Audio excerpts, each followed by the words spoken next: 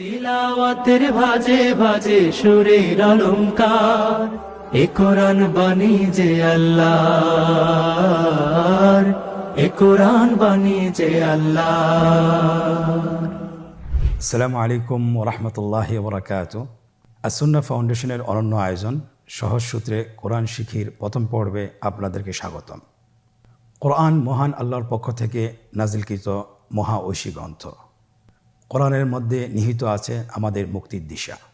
কোরআন এমন একটি গ্রন্থ যা তেলাওয়াত করলে প্রত্যেকটি হরফে হরফে নেকি লাভ হয়, কিন্তু দুঃখের বিষয় হলো আমরা অধিকাংশ মানুষই কোরআন পড়তে পারি না। যারা কোরআন পড়তে পারি তাদের কোরআন তেলাওয়াতও বিশুদ্ধ হয় না।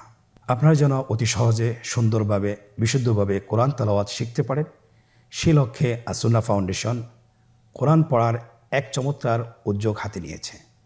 আপনারা এই আয়োজন থেকে মাত্র 27টি পর্বে কোরআন পড়া শিখতে পারবেন ইনশাআল্লাহ। কোরআন শিখার এই আয়োজনে আপনাদের সাথে আছি আমি মোহাম্মদ হোসেন, প্রাক্তন শিক্ষক, মসজিদ নববী, মদিনা মুনাওয়ারা। প্রিয় শিক্ষার্থীবৃন্দ, আল্লাহ সুবহানাহু ওয়া তাআলা কোরআন কারীমের সূরা কমারের 7 নম্বর আয়াতে ইরশাদ করেন, ওয়ালাকাদ ইয়াসসারনাল কুরআনা লিযিকরি ফাহাল মিন মুদ্দাকির। আমি কোরআনকে সহজ করে দিয়েছি উপদেশ গ্রহণ করার জন্য, অতএব তোমাদের মধ্যে কি উপদেশ গ্রহণকারী কেউ আছে? প্রিয় বন্ধুরা, কোরআন শেখার জন্য মোট 7টি সূত্র রয়েছে। আপনারা স্ক্রিনে লক্ষ্য করুন। 1 নম্বর আরবি বর্ণমালা অথবা আরবি হরফসমূহ, এর পাশাপাশি যুক্ত হরফসমূহ। আরবি বর্ণমালা বলতে আমরা যেটা বুঝি আলিফ থেকে ইয়া পর্যন্ত মোট 29টি হরফ, এবং যুক্ত বর্ণমালা। যুক্ত বর্ণমালা আমরা বলি যে শব্দ গঠনে যেভাবে অক্ষরগুলোকে যুক্ত করতে হয় সেগুলোকে যুক্ত বর্ণ বলে। কোরআন শিখার দ্বিতীয় সূত্র হরকতের ব্যবহার। হরকত বলতে আমরা কি বুঝি? এক জবর, এক জের, এক পেশকে হরকত বলে। তৃতীয় নম্বর সূত্র, স্ক্রিনে লক্ষ্য করুন, তানবিনের ব্যবহার। তানবিন কাকে বলে? 2 জবর, 2 জের, 2 পেশ। 4 নম্বর সূত্র জজমের ব্যবহার। আপনারা স্ক্রিনে দেখতে পাচ্ছেন, এটাকে জজম বলে। এই জজম এককভাবে উচ্চারিত হয় না, এই জজমটি উচ্চারণ করতে হলে পূর্বের হরকতের সহযোগিতা লাগে। 5 নম্বর সূত্র তাশদীদের ব্যবহার। আমরা যদি তাশদীদের ব্যবহার শিখতে পারি তাহলে আমরা যুক্ত বর্ণ কিভাবে উচ্চারণ করতে হয়, তাশদীদওয়ালা হরফ কিভাবে উচ্চারণ করতে হয় সেটা আমরা শিখতে পারবো। স্ক্রিনে দেখতে পাচ্ছেন, তাশদীদ বলতে আমরা কি বোঝাচ্ছি? এই চিহ্নটাকে তাশদীদ বলে। এই চিহ্নটা যদি আমরা শিখতে পারি তাহলে আমরা তাশদীদের ব্যবহার শিখে ফেলবো ইনশাআল্লাহ। কোরআন শিখার 6 নম্বর সূত্র মাদের হরফকে জানা এবং এর প্রয়োগ কিভাবে করতে হয় সেটা শেখা। আমরা জানি যে মাদের হরফ 3টি, আলিফ, ওয়াও, ইয়া। জবরের বাম পাশে খালি আলিফ, জেরের বাম পাশে জজমালা ইয়া, পেশের বাম পাশে জজমালা ওয়াও হলে এক আলিফ টেনে পড়তে হয়। এটাও আমরা ইনশাআল্লাহ শিখব। কোরআন শিখার সর্বশেষ সূত্র, সেটাকে আমরা বলি মাদ্দে লিন। লিনের ব্যবহার আমরা যদি শিখতে পারি তাহলে আমরা কোরআন পড়া শেখাটা আমাদের জন্য সহজ হবে ইনশাআল্লাহ। আপনারা স্ক্রিনে দেখতে পাচ্ছেন, লিনের হরফ 2টি, ওয়াও এবং ইয়া। ওয়াও জজম, তার আগে যদি জবর থাকে, এবং ইয়া জজম, তার আগে যদি জবর থাকে, তাহলে এটাকে লিনের হরফ বলে। আলহামদুলিল্লাহ, আমরা কোরআন পড়া শেখার 7টি সূত্র আমরা দেখলাম এবং জানলাম। আমরা যদি এই 7টি সূত্র যদি আত্মস্থ করতে পারি, শিখতে পারি, জানতে পারি, তাহলে ইনশাআল্লাহ কোরআনের যে কোনো শব্দ, যে কোনো আয়াত, যে কোনো বাক্য আমরা সহজেই বানান করে পড়তে পারবো। এবং বিশেষ করে আমরা যখন 27টি পাঠ শেষ করতে পারবো তখন ইনশাআল্লাহ আমরা পুরা কোরআন যে কোনো জায়গা থেকে আমরা বানান সহ এবং বানান ছাড়া পড়তে সক্ষম হব ইনশাআল্লাহ। চলুন আর দেরি না করে আমরা আমাদের আজকের প্রথম পাঠটি শুরু করি। সকলে আমার সাথে বলুন, রব্বি জিদনি ইলমা, রব্বি ইশরাহ লি সাদরি ওয়ায়াসসির লি আমরি ওয়াহলুল উকদাতাম মিন লিসানি ইয়াফকাহু কওলি। আলহামদুলিল্লাহ, আপনারা স্ক্রিনে দেখতে পাচ্ছেন আরবি বর্ণমালা, আরবি হরফসমূহের যে 29টি হরফ, এর মধ্যে থেকে আমরা ইনশাআল্লাহ আজকে আমরা 7টি হরফ শিখব। প্রত্যেকটি হরফ কিভাবে উচ্চারণ করতে হয়, কয় আলিফ টান রয়েছে, কি কি বৈশিষ্ট্য রয়েছে, এটা বিস্তারিত সহ আলোচনা করে আপনাদেরকে ইনশাআল্লাহ পড়াবো, এবং হরফগুলো কিভাবে লিখতে হয় সেটাও আমরা আপনাদেরকে দেখাবো। আপনারা স্ক্রিনে লক্ষ্য করুন, আলিফ হরফটি অবশ্যই আপনারা দেখতে পাচ্ছেন। আলিফ হরফটি খুবই সহজ, দেখতে লাঠির মতো। এটা লাঠি যেরকম দাঁড়িয়ে থাকে, আলিফ হরফটি সেরূপ দাঁড়িয়ে আছে, তাহলে এটাকে কি বলে? আলিফ। আমাদেরকে বলতে হবে, বলুন আলিফ।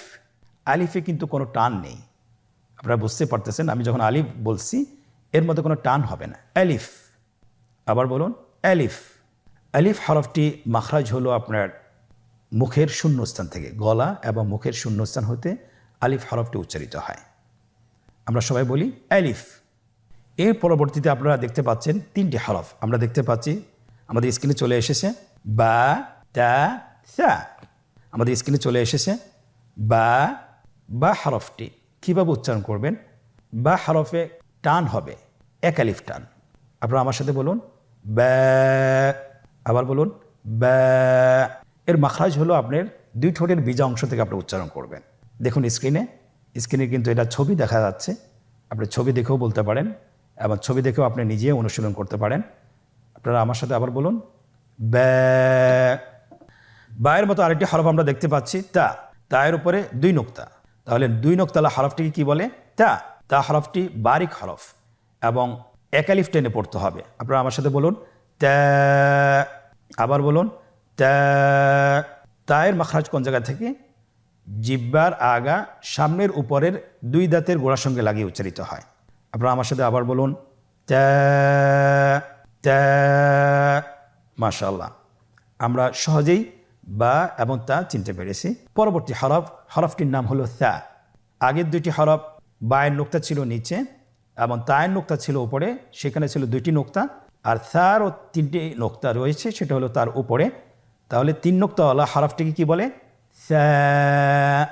আবার বলুন সা। সা হরফটি বারিক মানে পাতলা করে উচ্চারণ করতে হবে। তাহলে আমরা এখন সায়ের মাখরাজ লক্ষ্য করি। সায়ের মাখরাজ কোন জায়গা থেকে? স্ক্রিনে দেখা যাচ্ছে। সা হরফটির মাখরাজ হলো উচ্চারণের স্থান জিহ্বার আগা সামনের উপরের 2 দাঁতের আগার সঙ্গে লাগিয়ে উচ্চারিত হয়। আমরা আমার সাথে আবার উচ্চারণ করুন সা। সা। আবার বলুন সা। মাশাআল্লাহ, তাহলে আমরা 4টি হরফ শেষ করে ফেললাম, সম্পন্ন করলাম। প্রথম হরফটি ছিল আলিফ এবং দ্বিতীয় 3টি হরফ দেখতে একই রকম। এই 3টি হরফ হলো বা, তা, সা। বা, তা, সা। আলহামদুলিল্লাহ, অল্প সময় আমরা 4টি হরফ চিনতে পারলাম এবং শিখে ফেললাম। পরবর্তী আরও 3টি হরফ আপনারা স্ক্রিনে দেখতে পাচ্ছেন, স্ক্রিনে চলে এসেছে। প্রথম হরফটি হলো জিম, পরের হরফটি হা, পরের হরফটি খ। আপনারা আমার সাথে বলুন জিম, হা, খ। জিম হরফটি বারিক হরফ, এটা উচ্চারণ করতে হবে 3 আলিফ টেনে। দেখুন আমি কিভাবে উচ্চারণ করছি, আপনারা আমার সাথে করুন জিম। মাশাআল্লাহ, আবার বলুন জিম। আপনারা চেষ্টা করুন, হয়ে যাবে। এর মাখরাজ হলো জিহ্বার মধ্যখান, তার বরাবর উপরের তালুর সঙ্গে লাগিয়ে উচ্চারিত হয়। আপনারা পিকচারে ছবিতে দেখতে পাচ্ছেন যে জিহ্বার মধ্যখান তার বরাবর উপরে তালুর সঙ্গে লাগিয়ে উচ্চারণ করতে হয়। আপনারা জিহ্বার মধ্যখানটা লক্ষ্য করুন এবং তার বরাবর উপরে তালুর সঙ্গে লাগান, এরপর হরফটি উচ্চারণ করুন, দেখবেন হরফটি শুদ্ধভাবে উচ্চারিত হবে। আপনারা আমার সাথে বলুন জিম। আবার বলুন, দেখেন ঠোঁটের অবস্থান কীরূপ হবে, আপনারা একটু লক্ষ্য করুন জিম। আবার বলুন জিম। আলহামদুলিল্লাহ, তাহলে আমরা জিম হরফটি চিনতে পেরেছি এবং আমরা এর মাখরাজ জেনেছি। পরবর্তী হরফ আমরা যেটা শিখব সেটা হলো হা। হায়ের মধ্যে কোনো নোক্তা আমরা দেখতে পাচ্ছি না। হা হরফটি কীভাবে উচ্চারিত হবে? হা হরফটি উচ্চারিত হবে কণ্ঠনালীর মধ্যখান হতে। গলা চিপে ধরে আপনি উচ্চারণ করুন। আপনারা আমার সাথে বলুন হ্যাঁ। আবার বলুন হ্যাঁ। মাশাআল্লাহ। সেম আকৃতির আরেকটি হরফ, সেটা হলো খ। সে হরফটির নাম হলো খ। দেখতেই জিম হার মতোই, কিন্তু নোক্তার পার্থক্য রয়েছে। জিমের মধ্যে একটি নোক্তা রয়েছে, হায়ের মধ্যে কোনো নোক্তা নেই এবং খয়ের উপরে একটি নোক্তা রয়েছে। আপনারা স্ক্রিনে দেখতে পাচ্ছেন। আমরা খ হরফটি উচ্চারণ করব। খ হরফটি হলো মোটা হরফ, উচ্চারণের ক্ষেত্রে মোটা হবে। ছবিতে দেখুন খ হরফটি কীভাবে উচ্চারণ করতে হবে। খ হরফটির মাখরাজ হলো কণ্ঠনালীর শেষ ভাগ হতে উচ্চারণ করতে হয়, কণ্ঠনালীর শেষ ভাগ। আপনারা আমার সাথে বলুন খ, আবার বলুন খ। মাশাআল্লাহ, আমরা তিনটি একই আকৃতির হরফ শিখলাম, সেটা হলো জিম, হ্যাঁ, খ। জিম, হ্যাঁ, খ। আমরা শুরু থেকে আবার ধারাবাহিকভাবে আমরা পড়ব, আপনারা আমার সাথে পড়ুন। বলুন শুরু থেকেই, আলিফ, বা, তা, সা, জিম, হ্যাঁ, খ। আলহামদুলিল্লাহ, তাহলে আমরা ধারাবাহিকভাবে পড়লাম। আমরা এখন পিছন থেকে পড়ে আসব। আপনারা আমার সাথে বলুন খ, হ্যাঁ, জিম, সা, তা, বা, আলিফ। আমরা এই হরফগুলো এখন গ্রুপ আকারে পড়ব। আপনারা আমার সাথে বলুন আলিফ, বা, তা, সা, জিম, হা, খ। আবার বলুন আলিফ, বা, তা, সা, জিম, হা, খ। আলহামদুলিল্লাহ, আমরা 7টি হরফ শিখলাম এবং চিনলাম। এখন আমরা দেখব এই 7টি হরফ কীভাবে লিখতে হয়। আপনারা স্ক্রিনে লক্ষ্য করুন, স্ক্রিনে দেখানো হচ্ছে কিভাবে হরফগুলো লিখতে হয়। আলিফ, বা, তা, সা, জিম, হা, খ।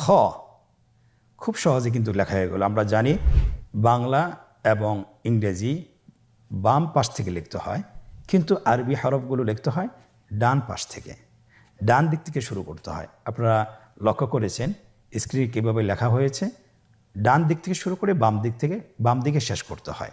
সম্মানিত মুসলিম ভাই বোনেরা, এতক্ষণ ধরে আমরা আরবি হরফগুলো শিখতেছিলাম এবং আমরা অনুশীলন করতেছিলাম।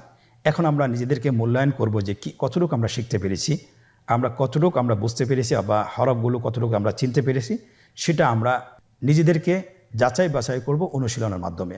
আমরা এখন একটি চমৎকার অনুশীলনের মধ্যে প্রবেশ করছি। আপনারা স্ক্রিনে দেখতে পাচ্ছেন আমাদের সামনে একটি অনুশীলনের পেজ চলে আসছে। এখানে আমরা নিজেরা অনুশীলন করব এবং আমরা হরফগুলোকে ভালোভাবে আত্মস্থ করব। 1 নম্বর অনুশীলন, নিম্নোক্ত হরফগুলো সঠিক নামের জায়গায় লিখুন এবং পড়ুন। নিম্নোক্ত হরফগুলো সঠিক নামের জায়গায় লিখুন এবং পড়ুন। আমরা দেখতে পাচ্ছি এখানে 3টি রো দেওয়া আছে। প্রথম রোতে হরফগুলো দেওয়া আছে, দ্বিতীয় রোটি খালি রাখা হয়েছে এবং তৃতীয় রোটি এখানে হরফগুলোর নাম দেওয়া আছে। এখন আমাদেরকে যেটা করতে হবে, হরফগুলো সঠিক নামের জায়গায় বসাতে হবে। দেখুন কিভাবে হরফগুলো সঠিক নামের জায়গায় বসানো হচ্ছে। প্রথম হরফটি হা, দেখুন তার সঠিক নামের জায়গায় বসানো হয়েছে। দ্বিতীয় হরফটি তা, তার সঠিক নামের জায়গায় বসানো হয়েছে। তৃতীয় হরফটি খ, তার সঠিক নামের জায়গায় বসানো হয়েছে। এভাবে সবগুলো হরফ তার সঠিক নামের জায়গায় বসিয়ে দেওয়া হচ্ছে। দ্বিতীয় অনুশীলন, রেখা টেনে হরফের সাথে নামের মিল করুন। আপনারা স্ক্রিনে দেখতে পাচ্ছেন এখানে 3টি কলাম রয়েছে। ডানের কলাম হরফগুলো দেওয়া আছে, মাঝখানের কলামে খালি রাখা হয়েছে এবং শেষের কলাম, তৃতীয় কলামটিতে হরফের নামগুলো দেওয়া আছে। আমাদেরকে যেটা করতে হবে, হরফের সাথে নামের মিল করতে হবে। কিভাবে? রেখা টেনে। প্রথম হরফটি সা, তার নামের সাথে মিল করে রেখা টেনে মিল করে দেওয়া হচ্ছে। দ্বিতীয় হরফটি হ্যাঁ, তার নামের সাথে রেখা টেনে মিল করা হচ্ছে। তৃতীয় হরফটি বা, তার নামের সাথে রেখা টেনে মিল করা হচ্ছে। এমনিভাবে প্রতিটি হরফ তার সঠিক নামের সাথে রেখা টেনে মিল করে দেওয়া হচ্ছে। আলহামদুলিল্লাহ, অনুশীলনের দ্বিতীয় পর্বটিও আমরা শেষ করতে পেরেছি। তৃতীয় নম্বর অনুশীলন, নোক্তাওয়ালা এবং নোক্তাবিহীন হরফগুলো সঠিক জায়গায় বসাতে হবে। আমরা জানি আজকে আমরা যে হরফগুলো শিখেছি এখানে কয়েকটি হরফের নোক্তা ছিল না এবং অধিকাংশ হরফের নোক্তা ছিল। আমাকে পার্থক্য করতে হবে যে কোন হরফগুলো নোক্তাওয়ালা এবং কোন হরফগুলো নোক্তাবিহীন। আপনারা দেখতে পাচ্ছেন এখানে আমরা লিখে দিয়েছি যে নোক্তাবিহীন হরফগুলোকে বসাতে হবে, পরবর্তী হলো নোক্তাওয়ালা হরফগুলোকে বসাতে হবে। ডানের কলামে আপনারা নোক্তাবিহীন হরফগুলোকে বসিয়ে দিন এবং বামের কলামে আপনারা নোক্তাওয়ালা হরফগুলো বসিয়ে দিন। স্ক্রিনে দেখতে পাচ্ছেন হরফগুলো বসানো হচ্ছে। নোক্তাবিহীন হরফ হলো 2টি, আলিফ এবং হা, আলিফ এবং হা। এবং নুক্তাওয়ালা হরফ হলো 5টি, আপনারা দেখতে পাচ্ছেন, বা, তা, সা, জিম, খ। আলহামদুলিল্লাহ, আমরা সঠিক হরফগুলো সঠিক জায়গায় বসিয়ে দিয়েছি। 4 নম্বর অনুশীলন, নুক্তা দিয়ে হরফ তৈরি করা। এটা খুবই সহজ। আমরা হরফগুলোর আকৃতি দিয়েছি এবং এখানে আপনাকে যেটা করতে হবে, নুক্তা বসিয়ে হরফ তৈরি করতে হবে। প্রথম হরফটি বলা হয়েছে যে আমাকে সা তৈরি করতে হবে, আকৃতি দেওয়া আছে, শুধুমাত্র আপনাকে নুক্তা বসিয়ে সা হরফটি নিশ্চিত তৈরি করতে হবে। তাহলে আমরা জানি সা হরফের নুক্তা কি নিচে না উপরে? অবশ্যই উপরে। কয় নোক্তাওয়ালা? 2 নোক্তাওয়ালা না 3 নোক্তাওয়ালা? অবশ্যই 3 নোক্তাওয়ালা। তাহলে আমরা 3 নোক্তা বসিয়ে সা হরফটি তৈরি করে ফেলি। স্ক্রিন লক্ষ্য করুন, সা হরফটি তৈরি করা হয়েছে। দ্বিতীয় হরফটি বা। আমরা জানি বায়ের 1 নোক্তা। আপনারা বলতে পারবেন আশা করছি, বায়ের নোক্তা সবসময় নিচেই থাকে, উপরে থাকার কোনো সুযোগ নেই। স্ক্রিনে দেখুন, বা হরফটি তৈরি করা হয়েছে। তৃতীয় হরফটি হলো তা। কীভাবে আমরা তা তৈরি করব? তায়ের আকৃতি দেওয়া আছে, কিন্তু এখানে তায়ের যে আর বাকি অংশ সেটা দেওয়া নেই। আমরা জানি বাকি অংশটি হলো নোক্তা। তাহলে নোক্তা কি নিচে বসবে না উপরে? অবশ্যই উপরে বসবে। 2 নোক্তাওয়ালা না 3 নোক্তাওয়ালা? অবশ্যই 2 নোক্তাওয়ালা। স্ক্রিনে দেখুন, তা হরফটি তৈরি করা হয়েছে 2 নোক্তা দিয়ে। চতুর্থ নম্বর হরফ খ। খ কীভাবে আমরা তৈরি করব?